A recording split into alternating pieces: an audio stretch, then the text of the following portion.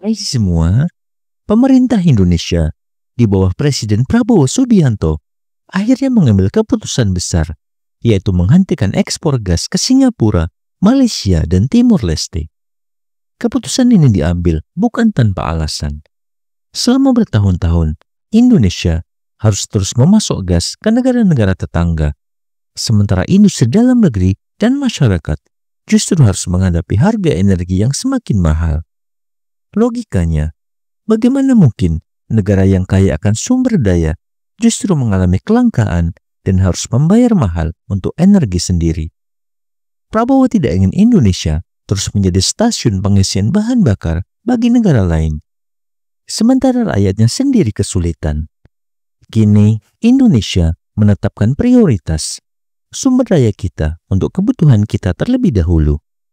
Bagaimana kisah selanjutnya? Simak video ini hingga akhir.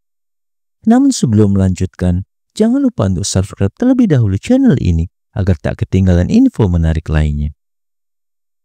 Keputusan ini langsung mengguncang Singapura dan Malaysia.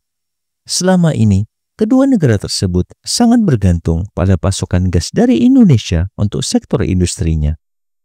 Meskipun mereka juga memiliki sumber daya sendiri, kenyataannya mereka tetap mengandalkan gas dari Indonesia karena lebih terjangkau dan stabil.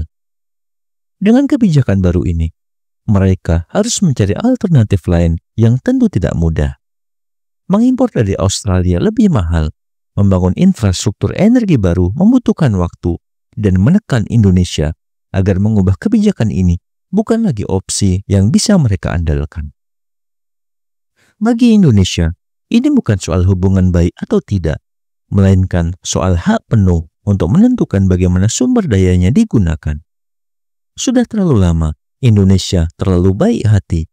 Kini saatnya bersikap realistis dan mendahulukan kepentingan nasional.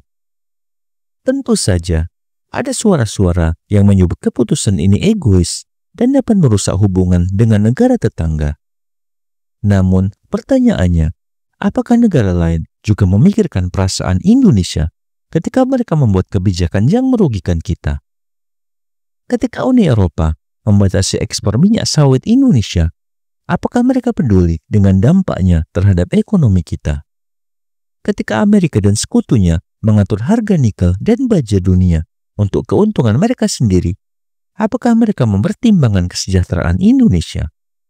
Sudah saatnya Indonesia berhenti menjadi negara yang terus-menerus mengalah. Prabowo memahami bahwa kemandirian energi adalah kunci bagi masa depan, dan kebijakan ini adalah langkah awal untuk memastikan Indonesia tidak lagi menjadi negara yang hanya bergantung pada ekspor bahan mentah. Dampak dari keputusan ini akan terasa tidak hanya di ASEAN, tetapi juga dalam percaturan energi global.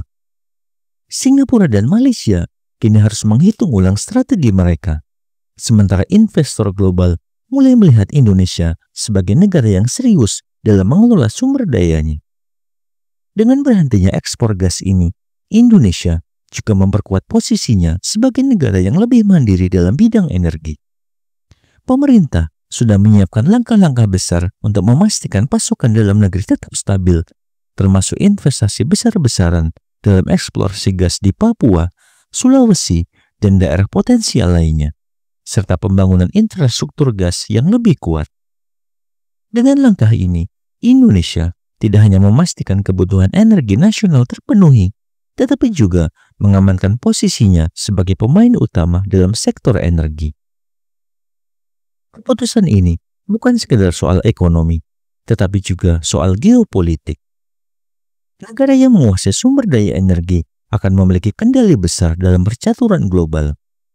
Lihat bagaimana Rusia menggunakan energi sebagai senjata dalam menghadapi tekanan dari Barat.